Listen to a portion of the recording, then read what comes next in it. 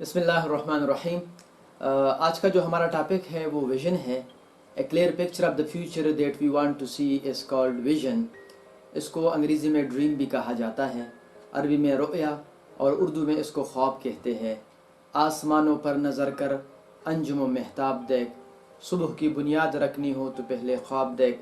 हर इंसान का एक विजन और ख्वाब ज़रूर होता है, यानी वो अपने आप को मुस्तक़बिल में क्या देखना चाहता है, चाहे वो छोटा हो या बड़ा, मर्द हो कि ज़न। क्योंकि जब तक हमें ये मालूम नहीं कि हम अपने आप को मुस्तक़बिल में कहाँ देखना चाहते हैं, तो हमें कैसे पता चलेगा कि आज का दिन हमने कैसे गुजारना है।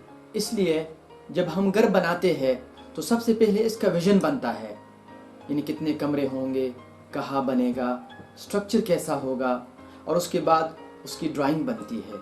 बिल्कुल इसी तरह एक छोटा बच्चा अगर डॉक्टर बनना चाहता है तो मैट्रिक में साइंस, इंटर में प्री मेडिकल, उसके बाद एंट्रेंस की तैयारी करने के बाद मेडिकल कॉलेज में पढ़ने के बाद तब जाके वो कहीं डॉक्टर बनेगा। इसी तरह अगर हम कामयाब बनना चाहते हैं तो ये भी एक विजन है और मुस्तक़बिल की एक तस्वीर है, तो इसका भी एक ड्राइंग बनता है। और ट्रेनिंग की इस्तिलाह में इसको हम फ्रेमवर्क कहते हैं। और अपने मुस्तक़बिल की इस तस्वीर को बनाने के लिए जो मराहिल और जो चीज़ें दरकार होती है उसको हम स्ट्रेटजीज़ कहते हैं। तो जितना भी हमारे विजन का फ्रेमवर्क और स्ट्रेटजीज़ क्लियर और वाज़ेह होंगे तो उतना ही हमें पता चलेगा कि आज का दिन हमने कैसे गुजारना है, और हमें ये भी पता चलेगा कि आज का दिन मेरे मुस्तक़बिल की तस्वीर बनाने की तरफ एक कदम है या उसको बिगाड़ने की तरफ।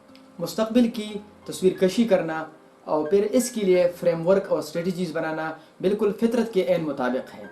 मिसाल के तौर पर अगर आप में से कोई विज़न बनाए कि 5 या 10 साल बाद उसके आमों का एक खूबसूरत बाग हो, तो उसको आज ही आमों का बीज बोना पड़ेगा और उन तमाम मराहिल से गुज़रना पड़ेगा जो इन बीजों को एक खूबसूरत बाग बनाने के लिए दरकार होते हैं। इसी तरह हम ज़िंदगी में मुख्तलिफ़ किस्म के विजन बनाते हैं। याद रहे कि हमारे विजन का सही और क्लियर होना इंतहाई ज़रूरी है, क्योंकि कुछ विजन गलत और इंतहाई मुबहम भी होते हैं। हमारे पुश्तों के एक शायर है रहमत शाह साहिल साहब, वो फरमाते हैं, खार तबलाड़ हुसाइला सोक दे उन टगी, खार तबलाड़ हुसाइला सोक दे उन टगी, दजुन खूबुना द दर्दुन प दुकान अखला को दुनिया द्वर डलिशी डल द जानान अखला। इसका उर्दू में ये मतलब है कि ए साहिल, तुम दुनिया के इस बाज़ार में तो जा रहे हो अपने ख्वाबों के ताबीर के लिए, अपने ख्वाब ढूंढने के लिए, ख़रीदने के लिए, लेकिन याद रखना कि कोई आपको धोखा ना दे।